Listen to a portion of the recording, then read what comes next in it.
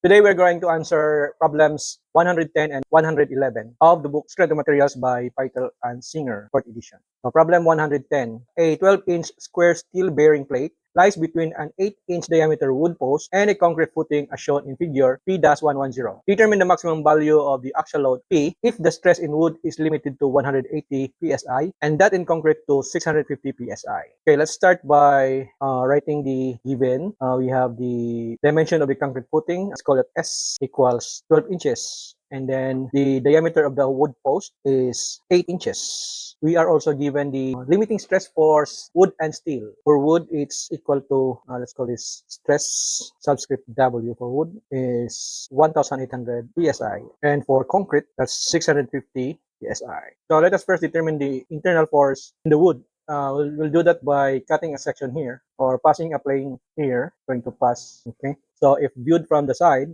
that would look like this. So this is the top of the wood post, and then the wood is to carry an axial load of P, and then the internal force to keep this in equilibrium, let's call that N sub W. So by summation of forces vertical equals 0, we'll have P equals N sub W. And N sub W is equal to the stress or the limiting stress for the wood multiplied by the cross-sectional area of the wood. Oh, we don't have the value for AW yet, so let us solve AW. This is the cross-sectional area of the wood. A sub W equals, that will be pi times D square over 4, and that's equal to 50.265 square inches. So now, see, we have the value of W already, so we can find N sub W equals 90,478 pounds. So from this, our P based on the capacity of the wood post is equal to 9,478 pounds. So this is considering the wood post. We have this as our P. Next, let's consider the concrete footing. Okay, so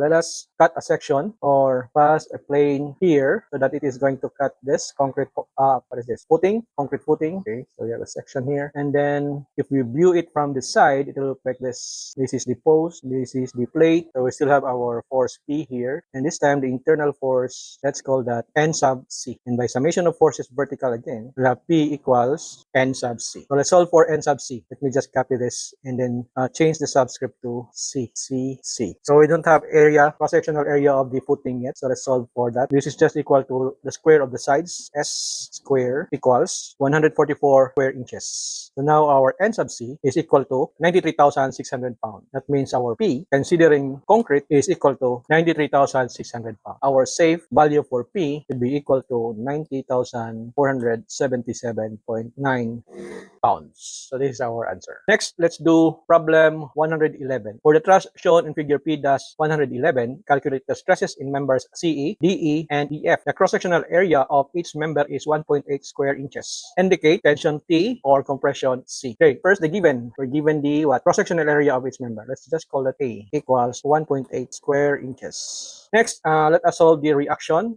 I think I only need to solve the reaction here at F. Let's call it RF. So I'll do summation of moment at A equals 0, considering clockwise moment as positive. So there are only two forces here that is going to create a moment at A. That's the external load 30 kg, which is clockwise. That will be positive. And the reaction RF, which is counterclockwise, and that should be negative. So I'll start with the 30 kips. That's plus 30 times 8 plus 8 is 16. So that's 8 plus 8 is 16. Then minus R sub F times the moment arm of 24. That's 3 times 8 equals 0. So R sub F equals this one divided by 24 is 20 kips. Okay, so let us solve member CE first. So what I'm going to do, I'm going to cut a section here. I will use method of section. So I'll cut a section here. Then all of the members that are cut will be replaced by a force. So take note of this point. This is point B. We'll be using this point B. Again, all the members that are cut will be replaced by a. First, we can assume the forces to be in tension like this, moving away from the joint, considered tension. So this is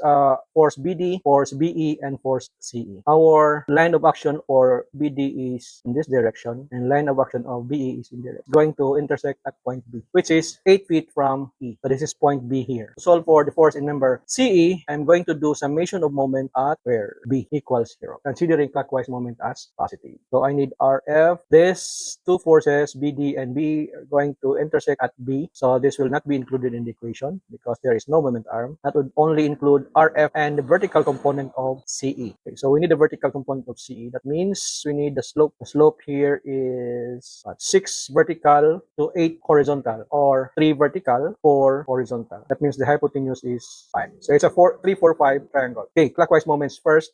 We also have the 30 kips here. It's going to create a clockwise moment. So let's start with that. 30 times the moment arm of 8 plus the vertical component of CE. That is vertical 3 over 5 times CE. That's the vertical component. We are going to multiply that the moment arm. That is 8. And then the reaction is going to create a negative moment. That's R sub F, moment arm of 16. 2 times 8 equals 0. So solving for CE is what? This is going to be transposed to the right. It will become positive.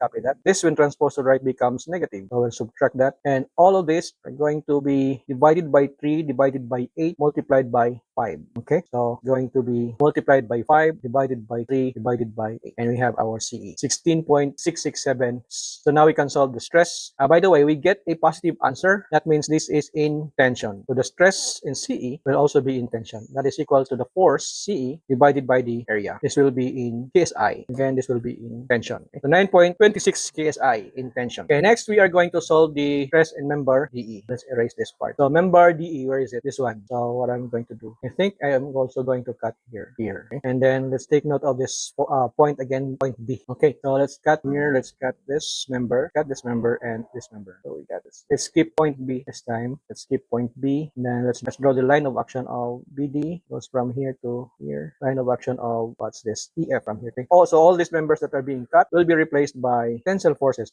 These are assumed directions. So we have force BD, force DE, and force EF. So you want force DE. Okay. As you can see, force BD and force EF are going to intersect at point B. So if I'm going to sum up moment at B, these forces will not create a moment at B. So if I am going to do summation of moment at B again, the only forces included in the equation are the moment of RF and the moment of. So I'll do summation of moment at B equals 0 again, considering clockwise moment as positive. So clockwise will be that of DE, and RF will create counterclockwise. So let's start with the positive term. That's DE times the moment arm of 8 minus R sub F times the moment arm of 16 equals 0. So DE equals, we are going to transpose this term to the right, comes positive, and then we'll divide this by this one, the moment arm of 8. Of course, remember DE equals 40 kips positive, so that means our assumption is correct. Therefore, this is in tension. So our stress in member DE, let me copy this one, and I'm going to change the subscript from CE to DE. This is force DE. So stress in DE is 22.22 KSI in tension. And finally, member DF. Okay, so for member DF, I think I'm just going to do method of joint. I'm going to erase this part. So this is member DF. Let's assume that to be in tension. And I'll just do summation of forces. Vertical equals 0. So obviously, our assumed direction for DF is wrong. By the way, the slope, that's 3 vertical, 4 horizontal, 5 hypotenuse. So vertical component of DF is 3 fifth times DF plus RF equals 0. So DF equals RF transposed to the right will become negative. Divided by what? Divided by 3 and multiplied by 5. DF equals 33.33 kips negative. That means DF is equal to 33.33 kips in compression. Stress in member DF is, I'll just change the subscript to DF. This is DF. DF equals 18.52